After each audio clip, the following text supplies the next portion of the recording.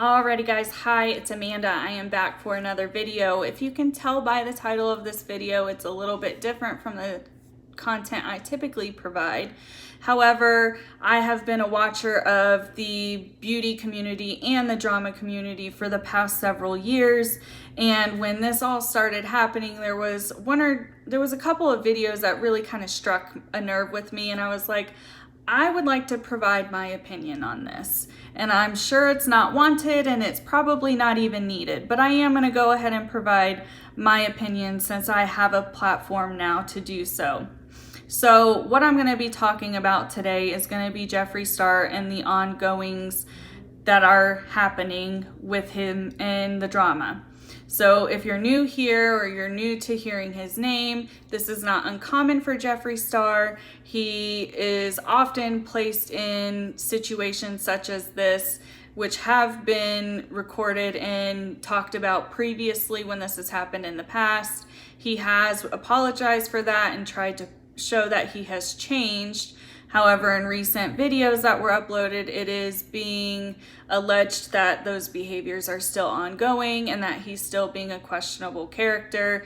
But if you don't know, I would implore you to look up for YouTube other videos that have been done. He's made some pretty poor comments and behavior towards people of color. Not has attacked his fan base and his customers in the past, as well as not always being the best friend or like a good friend, making poor comments and snapping at people. So what really kind of tipped me to create this is how the drama channels have reacted. What initially started all of this was that Cam, which used to work for Jeffree, posted a video stating these behaviors are still ongoing and that he didn't speak sooner because he was afraid due to Jeffree's power, which is understandable, and his video did seem genuine. And then we had another video post a little while later from Tab, who allegedly was one of Jeffree Star's friends from the past who had met together in Vegas, and Richlux was there as well as Trisha Paytas. So there were other people around, and Tab tried to spin a certain narrative. Since all of this is being brought up, there have since been receipts of text messages shown that kind of portrays some malicious intent with Tab posting his video. However, I am not intending on critiquing why he uploaded his video or go down that rabbit hole. I'm primarily trying to get a discussion going about Jeffree Star and his relationship with drama channels. So after all of this happened, people as viewers were kind of going to these drama channels who knew had some kind of connection to Jeffree Star and asking, hey, is this still ongoing? Like pushing them to make videos. Well, then we have ashleykyle, who posted her video explaining her relationship with Jeffree and how she felt during her time with speaking to him and feeling as though she was on the payroll. And then we have Sanders Kennedy, who came out with a video alleging the same things to an extent from Dramageddon 1.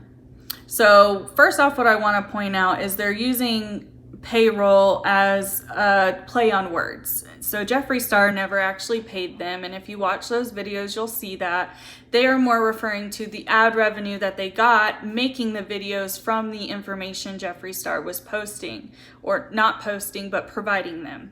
So what we need to do while all this is being said is we really need to take a step back. So these are drama channels, and nicksnider kind of talked about this, and I really appreciated how like point blank he made it. They are drama channels. It is their job as drama channels to be the ones with the latest news or get the hottest tea, so to speak, to be able to get their video out there and get the views. So it only would make sense that Jeffree Star would go to the drama channels and provide any kind of information. Now there is being accusations that Jeffree Star has had a backhand in both Dramageddons with providing information to the drama channels, which I'm not going to judge if he did or if he didn't. It's a 50-50. Nobody's going to really know at the end of the day. Jeffree was providing them information, but we don't know if it was in a malicious way. Now, if you look at his past behaviors, of course, you can come to the conclusion or the assumption that it is a possibility. And it's true, it is a possibility, but we can't just ostracize somebody because we assume something.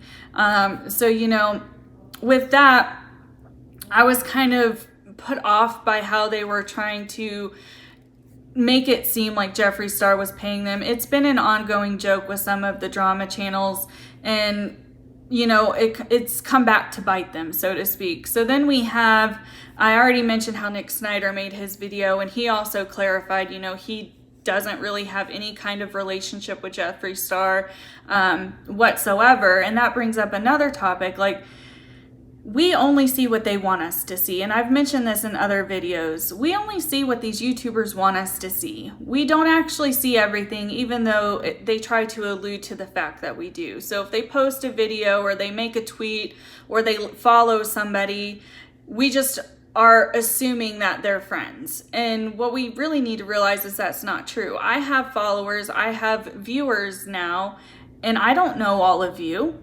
And you guys aren't all my friends. And if I talk to any other YouTubers, that's not necessarily going to mean that I'm their friend. It could just be a common conversation that we're having. You know, it doesn't necessarily mean that we're friends. So some of these channels have kind of been attacked by their viewership, since they're drama channels and are supposed to relay the drama and what the current news, that they're not providing their information. But we can't push these drama channels to do that, because when we do, I feel like we're getting content that's not their best content. They're not wanting to post it. They're not wanting to talk about it. They may not even have anything to talk about to begin with, because we're just reaching and grabbing at straws as viewers that something is going on that may not actually be going on. And so with that, I kind of wanted to talk about richlux, because that's really kind of what festered in me weird. I've somewhat enjoyed richlux's content. You know, I think he's funny with the dramatics and everything like that. Like, I can really get into some of his content sometimes, but at times I can't. And I'm not going to lie about that. Sometimes it just seems like he's making a video just to make a video, but that's probably the case for every YouTuber if you really looked at it. So he posted a video, and I feel he was probably pressured into making his first video because he was mentioned in Tab's original video, which was deleted. And I feel bad for him if that's the situation where he was pressured. And, you know, we recently were told in a video that he was robbed, so I'm sure he's dealing with other things. But he got on this video, and I don't know if he was trying to excuse the behavior or if he was trying to provide excuses for it. So he slightly acknowledges some of the things that Tab says. Like, the timeline is fine, it matches up perfectly. And then whenever you get into some of the reasons Jeffree has been critiqued in the past, he kind of is like, well, you know, we're friends, we kind of talk like that, I didn't think anything of it. But looking back to like a year or so ago, when Jeffree was getting accused of being a racist, he came on camera and specifically said, no, I'm his friend, he doesn't talk like that, not anytime I've been around him. But this time when it's being said, he's saying no, that, you know, it was just friendly comments, that he didn't actually hear anything like that, but he was very passive about it. So that was questionable to me. He also tries to portray that he's not super close to Jeffree, which, like I said, could very well be the case. However, he's made it seem in his videos leading up to this for about the past year or two that they are close. So close, in fact, that he bought him an expensive gift from Hermes. I don't care how wealthy you are, that's kind of weird. If you're not really friends with somebody and you're gonna purchase them an expensive gift, there has to be some level of friendship there. I kind of am on the fence with Richlux right now. He posted the other video today and he tried to provide more clarification to things, and I don't feel like it really left with any answers. It still left the same questions kind of searing as to like what the actual involvement was. So I'm not really sure.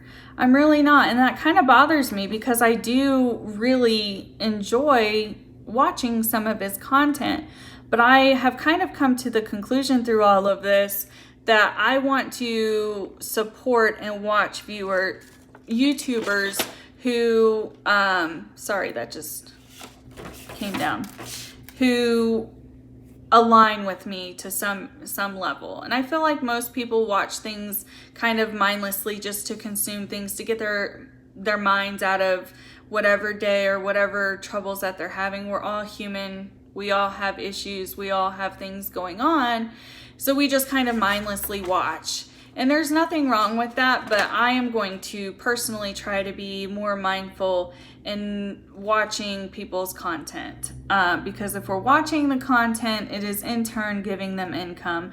And I'm not saying not to watch anybody that I've spoken about today at all. That's not what I mean. If you are a fan of theirs, go ahead and stay being a fan of theirs. I just want it to be where we are keeping our minds open to the actual situations. I feel like a lot of these things that have occurred and have been trying to be brought out of the dark and into the light, so to speak, are being dramatized because they know that without trying to make it bigger than what it may actually be, people aren't going to be interested. And Jeffree Star, as we all know, is always a hot topic. Whether he's being praised, there's always going to be people saying, how are you praising him? And if you are bashing him or talking negative, there's always going to be his fans coming behind, saying, how can you not like him? He's changed. We can only judge by what we see, and we can only judge as viewers by really looking into things and seeing if it's something worth supporting. And I have seen a couple of YouTubers true colors through this, especially in the drama community, because this is a topic that they're going to talk about.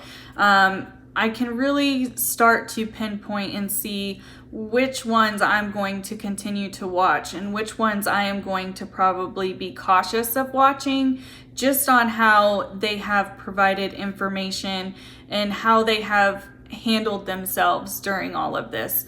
Because ultimately, I'm sure all of them are being pushed to make content on this topic. Because Jeffree Star has been in controversy, so has had contact with most of these drama channels in the past, they're being pushed to do so. And I get where their viewers are coming from, that they want their take, they want to see if they have any information. But what the viewers have to understand is if a creator, influencer, whatever you want to call them, don't want to create a video and they do it anyways, it's not going to be of good quality. And ultimately, we have to be able to make that decision. Is it worth getting a poor quality video that may not be accurate because they're not into it? Or is it worth just waiting until they're ready to talk about it?